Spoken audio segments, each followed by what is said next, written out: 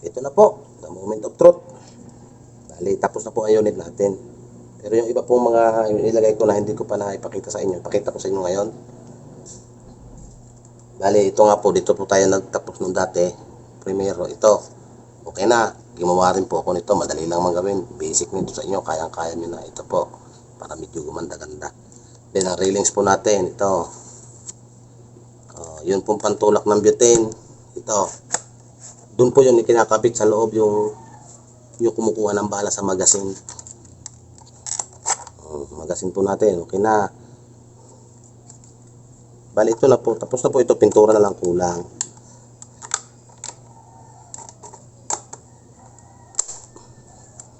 Yung pong ating butane tank, ito.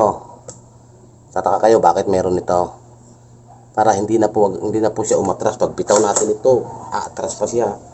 Kailangan may stopper siya. Gawa po kayo ng ganito. Ito, lalagyan ito. Ganyan po yung sistema.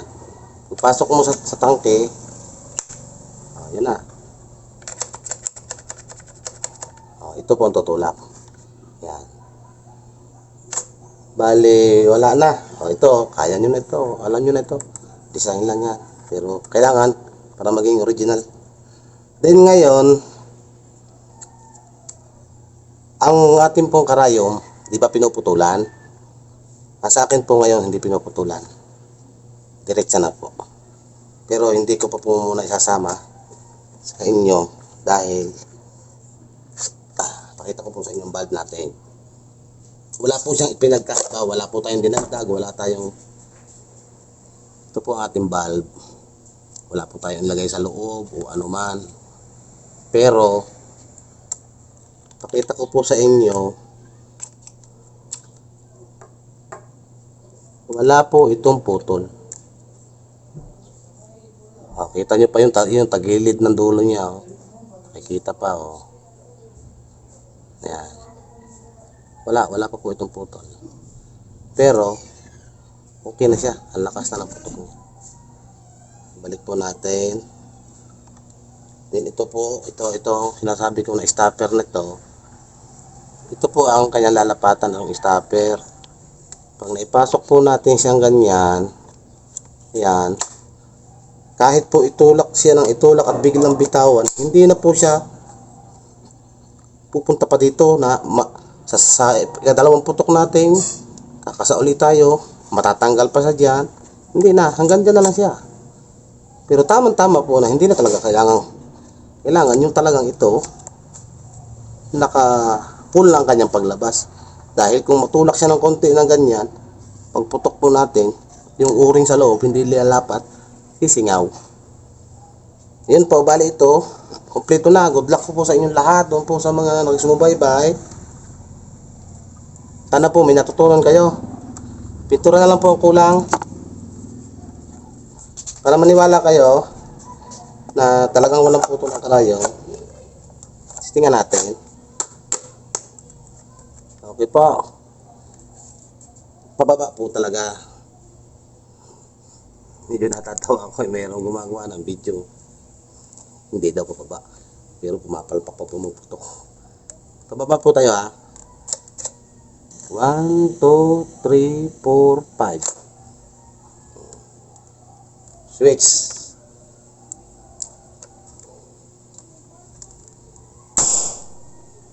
Pakinig naman po.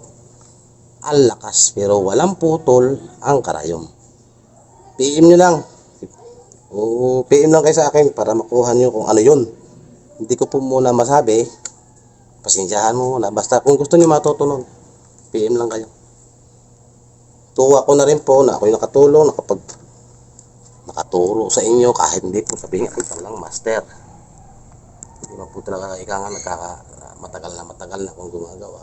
Pero good luck doon po sa mga nakasunod at nakakuha sila na idea. Ito po, maganda.